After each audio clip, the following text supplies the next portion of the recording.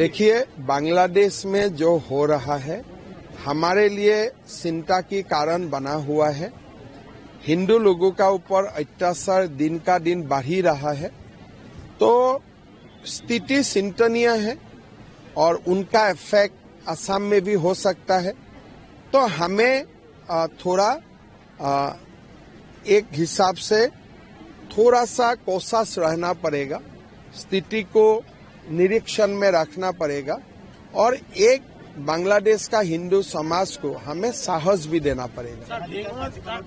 देखिए, जिहादी असम में है ही और इसका प्रूफ लास्ट 10 साल से हम लोग को बार बार मिल रहा हूँ। अभी भी कोई होगा जो छुपा हुआ होगा, स्लीपर सेल में होगा, तो इसीलिए ये सारे बात चिंता की कारण है। असम की सुरक्षा हमेशा एक चिंता का बात है और होते रहेगा जब तक स्थिति पूरा जियोपॉलिटिकल स्थिति का इम्प्रूवमेंट नहीं आएगा। ये दुखद दुर्भाग्यपूर्ण है, बांग्लादेश के अंदर जिस तरह से मानवता को शर्मसार किया जा रहा है, मानवता के नाम पर कैंडल जलाने वाले और पुतले फूकने वाले ऐसे लोगों को सबक लेनी चाहिए और उनकी मुंह से आवाज निकलनी चाहिए। आज जिस तरह से बांग्लादेश में हिंदुओं के साथ बर्बरतापूर्ण ढंग से निर्ममता के साथ उनकी हत्या, ये दुखद दुर्भाग्यपूर्ण है। बांग्लादेशी याद रखे कि भारत के अंदर भी बांग्लादेश के लोग निवास करते हैं, दूसरे देश में भी बांग्लादेशी रहते हैं। अगर जो ये व्यवहार उनके साथ होगा तो उनके दिल पर कैसा दर्द होगा। कोई भी देश का नागरिक किसी भी देश में रहता हो, शरणार्थी के रूप में या वहाँ पर पर्यटक के रूप में, उनका सम्मान हमारी जिम्मेवारी है और किसी भी धर्म का सम्मान करना ये मानवता का असली पहचान है।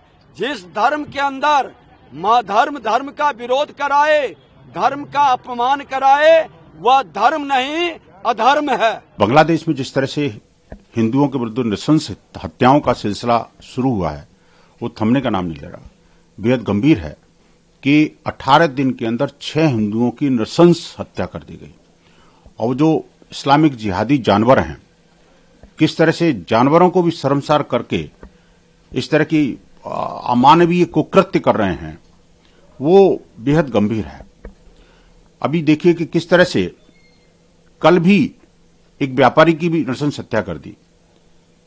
40-50 वर्ष की अधेड़ उम्र की महिला जो कि विधवा थी, अपने घर में थी, जिहादियों ने घर में घुस करके न सिर्फ उसके साथ गैंगरेप किया बल्कि उसको जला के मार भी दिया। और कुछ दिन पूर्व लास्ट वीक में ही वो जो व्यापारी खोकन चंद्र दास अपने दुकान से लौट रहे थे, वाहन रोक करके चाकुओं से गोदा, पेट्रोल जला के आग लगाई और उसके बाद पौंड में फेंक दिया।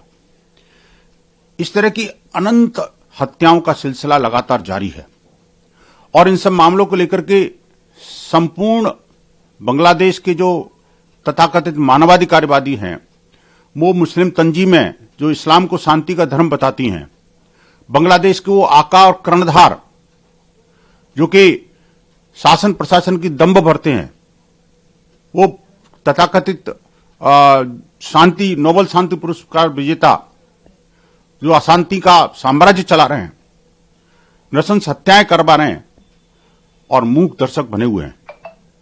बेहद गंभीर मामला है।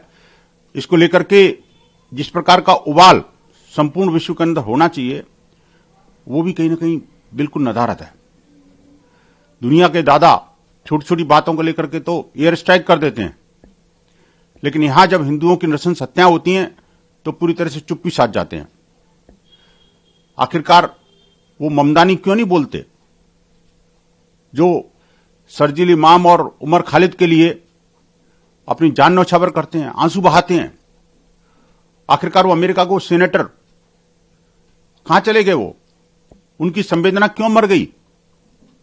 आखिरकार जितने भी बांग्लादेश के बाहर भी जो इस्लामिक तंजीमें हैं, भारत की तंजीमों की बात करो, इतने बड़े बड़े मुसलमानों के संगठन हैं, लेकिन किसी के मुंह में से एक शब्द नहीं निकला कि इस्लाम सम्मत नहीं है ये।